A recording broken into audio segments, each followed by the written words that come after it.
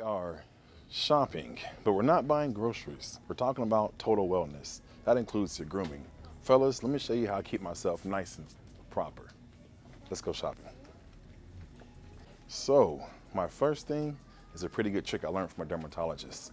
The bacteria that's on your body, especially in those dark areas, your groin, your armpit, that bacteria is what stinks, not your sweat.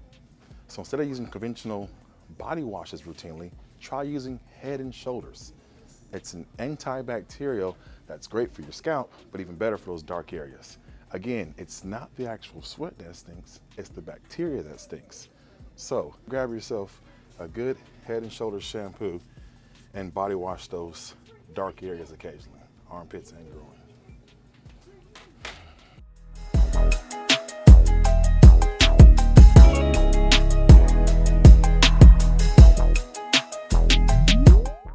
In 2016, the government banned the selling of certain antibacterial chemicals in soaps. Well, Dial reformulated pretty fast. They still have an antibacterial soap. This antibacterial soap by Dial, the gold bar, is beautiful. The reason I keep saying antibacterial is antifungal, antibacterial. The dark areas, again, on your body, groin, pits, across your skin, that excessive accumulation causes a stink over time. It's not your sweat, it's the actual bacteria that's sitting there. So use an antibacterial soap to make sure you don't stink, especially someone like myself. I sweat a lot, especially when I work out. By the way, use a washcloth. Manually clean your skin, not that raw bar soap. Yeah, what the heck? Washcloth, fellas. You have oil on your skin naturally. That's perfectly fine. But that oil on your skin can sometimes become gummy. Now it's actually, the sebaceous gland is actually secreting oil. Now it's actually clogged. From there you form pimples. To make sure you don't form pimples, keep that pore open and clean. So routinely cleansing yourself, especially after workouts. Use a washcloth to actually physically clear that as well. Also be mindful of post-workout. Tight areas on your shirts, your upper back, your shoulders really are smothering to that pore. And that pore, well, it clogs even faster. So make sure you take a shower fresh after sweating, or walk out the gym, get that shirt off of your back to keep your skin clear. As well as someone like myself, specifically, TRT, I have elevated hormone levels, so I really get oily skin, like I did when I was 16.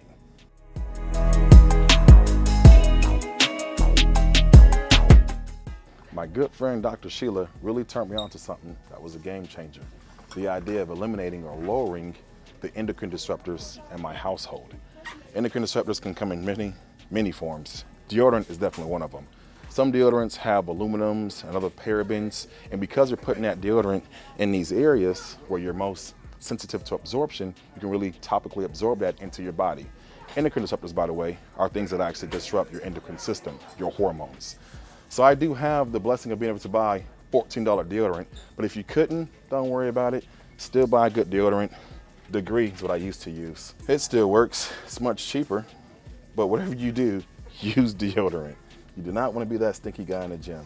Being nose blind to yourself doesn't mean everyone else is nose blind to you as well. That means you stink but don't know it. Use deodorant.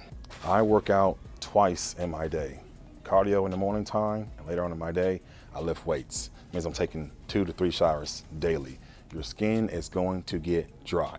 Dry skin is not cute, and dry skin also ages terribly. If you can see the ash or not, you should still moisturize your skin. Plus, ladies who notice, I choose between 2 different ones, La Roche-Posay or Cetaphil. Either one of these work out because both of them are fragrant-free and don't have as many endocrine disruptors as typical lotions would. Are they a little bit pricier? Yes, but truly, what's the price of health? Lotion up, moisturize after your showers. I'm BigRonJones with practical advice for your real-world goals.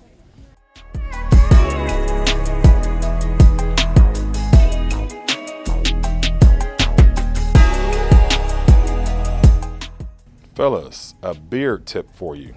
I personally never let my beard air dry.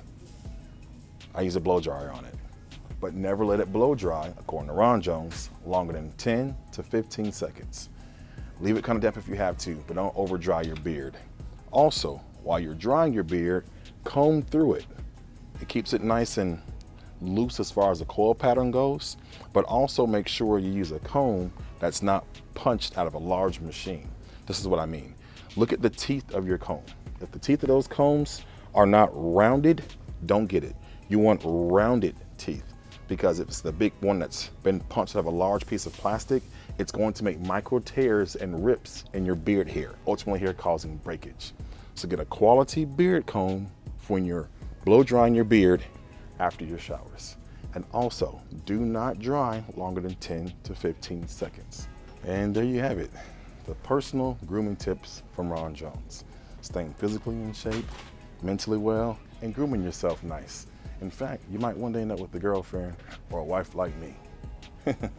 I'm Big Ron Jones with practical advice for your real world goals.